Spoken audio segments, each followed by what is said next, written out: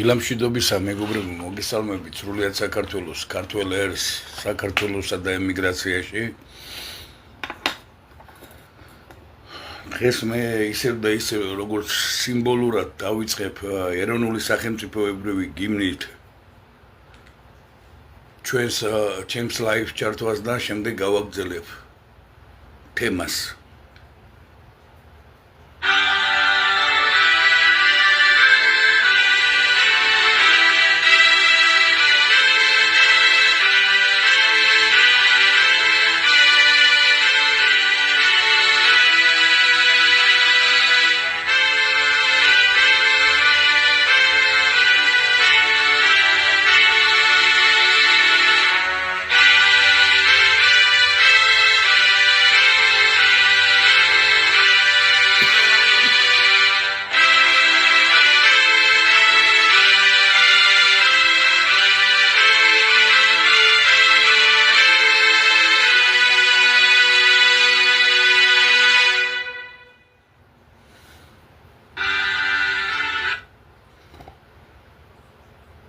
ეს თქვენ მოისმინეთ საქართველოს სახელმწიფოებრივი დამოუკიდებლობის გიმნი, რომელიც არის საქართველოს დემოკრატიული რესპუბლიკისა და მისი სამართალმემკვიდრე,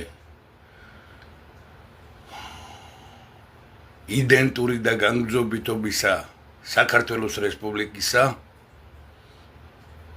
და დავიწყებ ჩემს დღევანდელ ლაივ ჩართვას.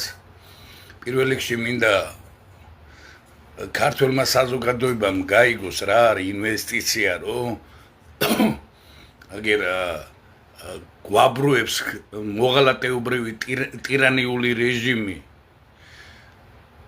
საოკუპაციო რეჟიმი, ტირანიული დე-ფაქტო ხელისუფლებისა, ქართული ოცნებისა.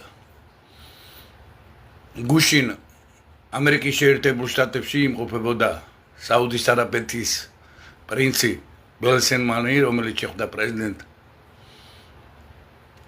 დონალდ ჯეი ტრამპს.